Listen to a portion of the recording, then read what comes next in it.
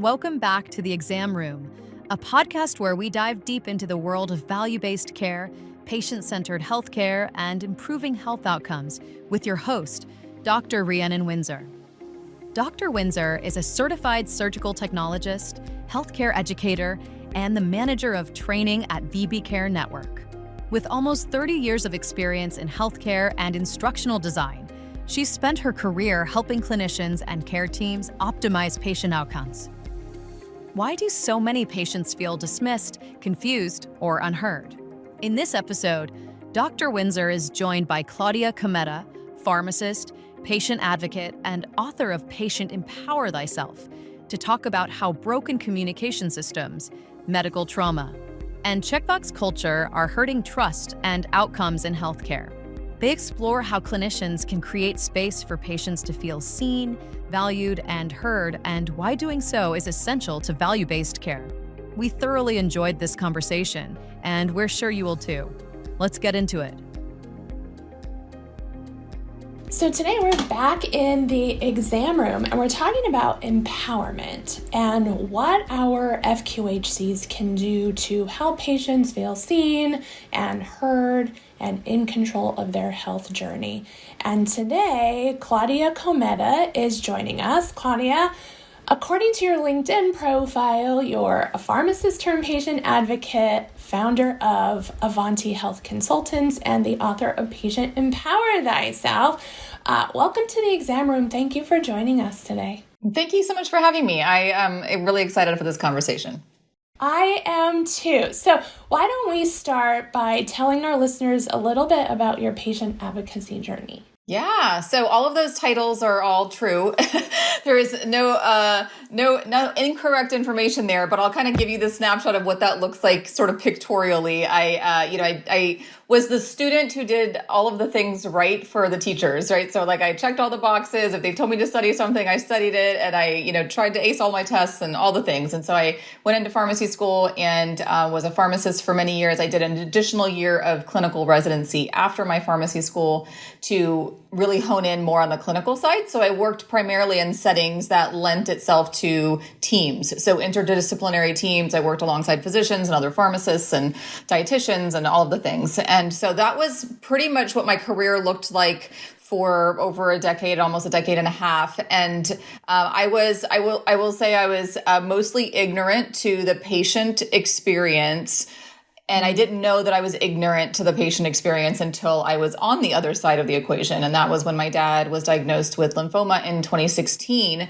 And as the obvious choice to stand up and be the advocate for him, I was the only one in my family who was medically trained. And so I quickly jumped in and was shockingly frustrated to a level that I was had no idea how terrible the medical system felt from the patient side. And I say felt because I don't think there's malintention on the physician side, or the nurse side, or I don't think anybody goes into this field with malintention, but what's perceived, what's felt, the perspective that we have as patients is largely different than what the intention is from the staff. And so I felt all of that for that entire year and basically decided I couldn't go back. It was like I saw a part of the medical system I couldn't unsee, and I knew that I needed to do something different and be in a different position to make the impact that I wanted to make. So I very imperfectly moved forward, which pharmacists don't do. We don't do anything imperfectly, but I didn't have an MBA. I didn't know what I was doing as a business owner,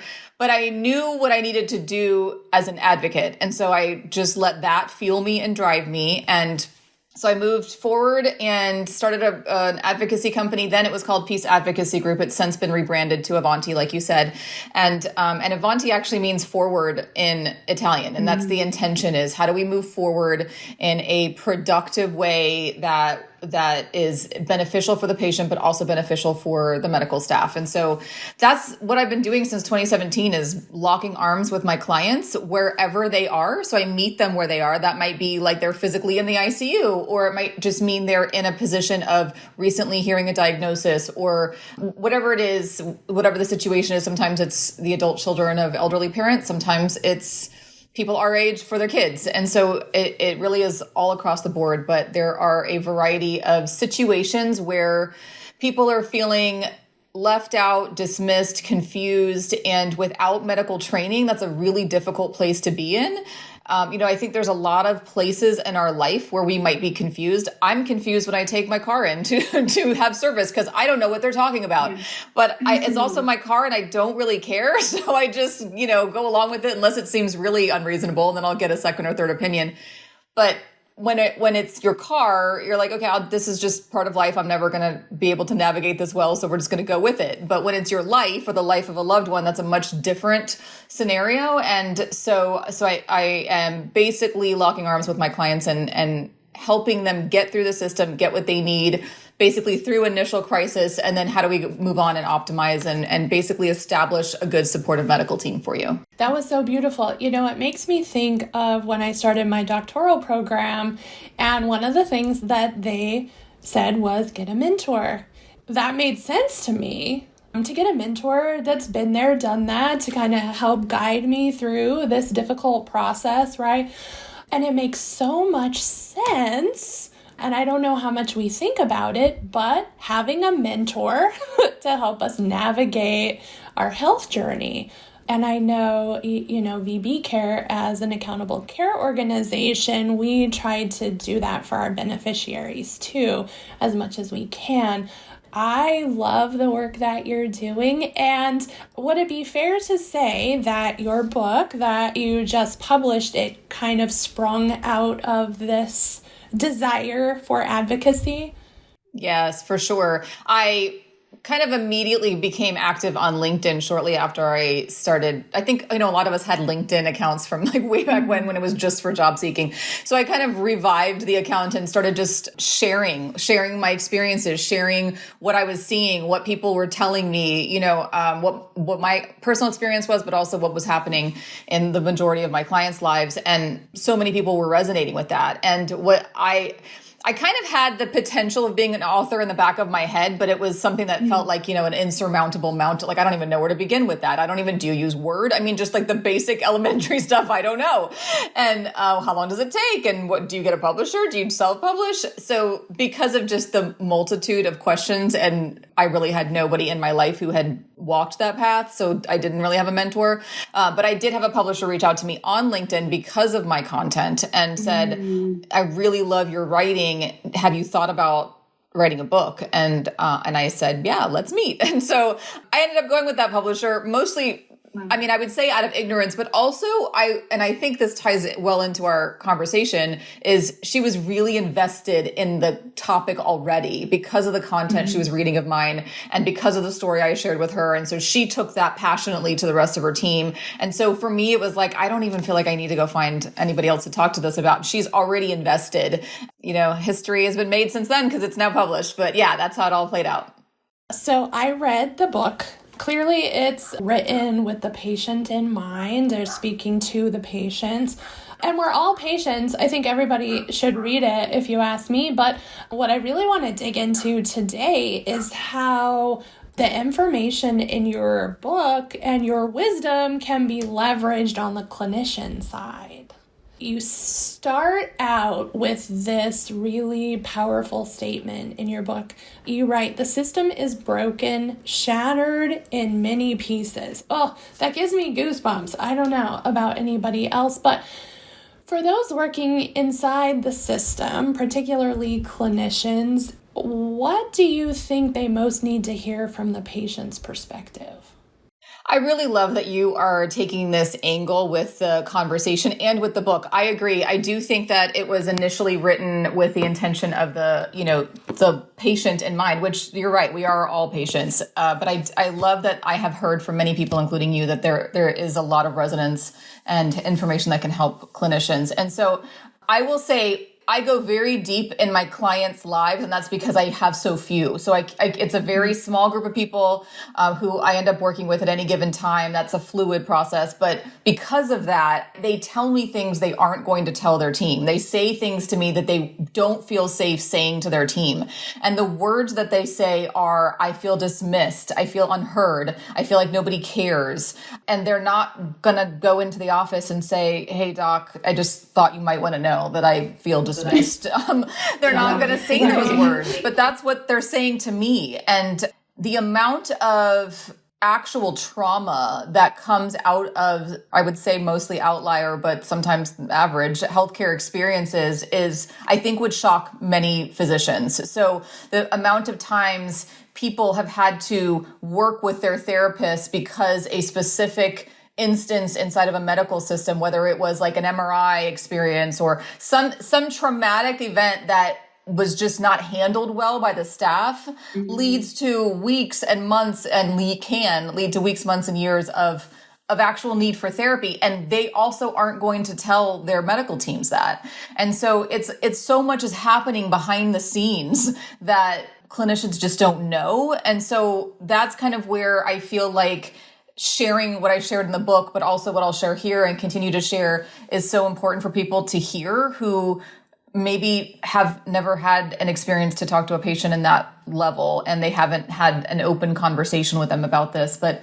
it can be significantly affecting people's lives. What seems to be a run-of-the-mill average day and just another MRI to check off, that can send somebody into months of trauma work.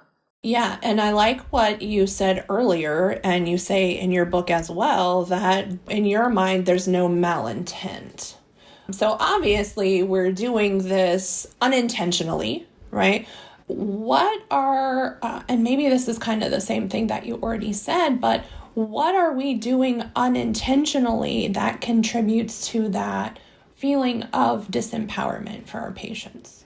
Yeah, I would say what first comes to mind is treating it as if it's checking boxes. When I was on rotations in pharmacy school during my clinical year, I had to rotate through a lot of different environments. And so I would be on, the internal medicine rounds at a hospital and all of the things. And what I mean by literal is there are literal papers that physicians are, they might have largely moved to digital now, but where we're literally checking boxes, right? There's literally like, okay, I've got to get this set of things done. Okay, patient in this room needs CBC, needs it, and check, right? And so that's the literal piece. We are literally checking boxes, but then figuratively, we're going through our day just like, how do we get to the end of our day? Let's check a box. Now, I'm not a patient advocate to negate the physician experience. I definitely advocate for both sides because I wholeheartedly believe that we can only give what we have to give. I mean, we can't give from an empty cup, right? And so it's hard to expect a physician or a nurse to pour from an overflowing abundant cup when their own cup is empty because maybe they haven't been supported by their superiors. And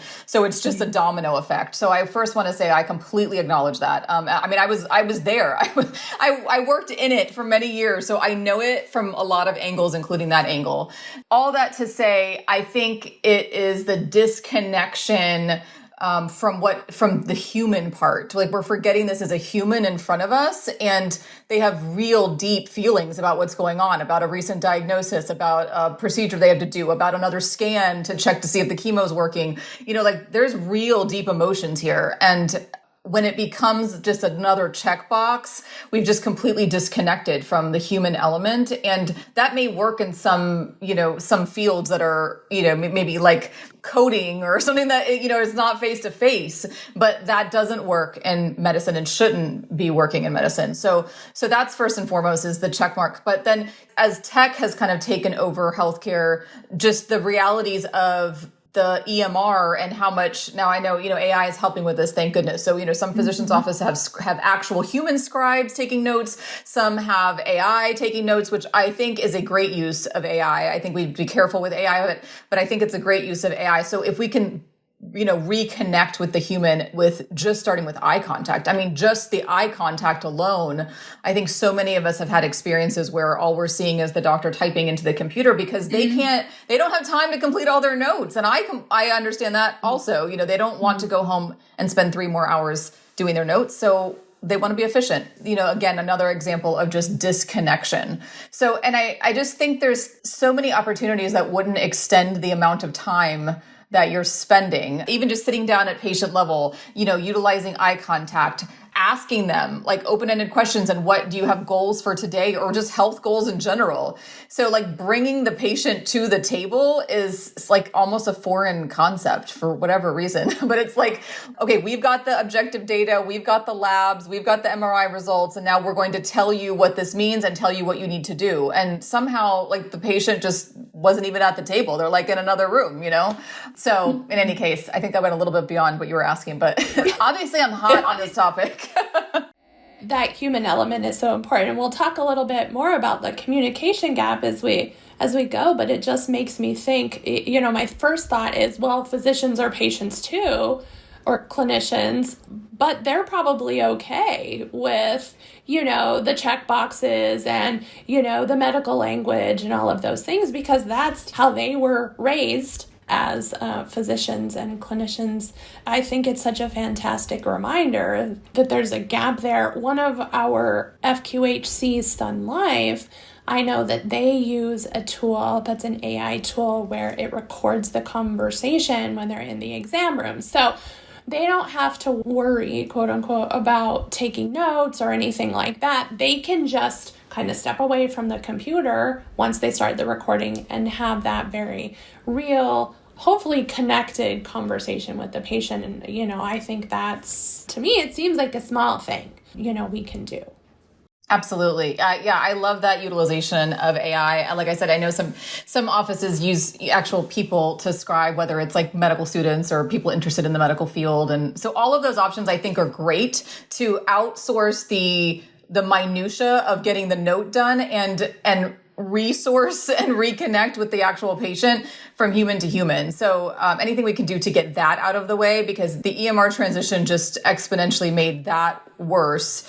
And now I think we're seeing a trend to improve that, which is so necessary. And I think your point was very important, which is when physicians are patients, they largely are not feeling a need as non-physicians to have this particular type of human interaction, because they're around physicians all day long. They understand the nuances and the contextual nature of medicine. And so it is less of a burden, a psychological burden. They don't feel dehumanized as much as those of us who are not physicians do. So, and I talk about in the book, which is the difference between the communication styles of the patient and the physician and how starkly different that. And so we as patients, although I don't think the onus has to be on us to, you know, to figure all of this out and now justify things away, I do think there is a benefit in understanding what's happening behind the scenes and to give you some context of that so you can say, oh, okay, like this was not intentionally directed at me.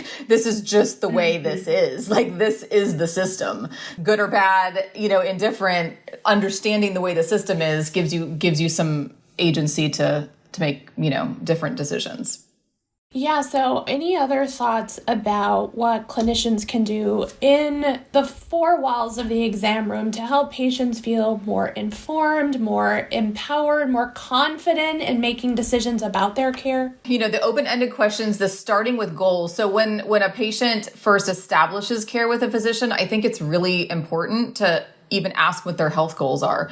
I think there's a large amount of assumptions going on, and the assumption is health condition X means we are looking for Y goals and we're going to use Z treatment. And that is not the case for everybody. You know, some people are looking for extreme optimization in their health well beyond what one medication is going to do. Some people may be looking, and there are a lot of assumptions that people are looking for a quick fix. They just want the medication, so that's just what we're going to give them. That's what all they want, and that's just really that's not a generalization that should be made. It's not true for everybody.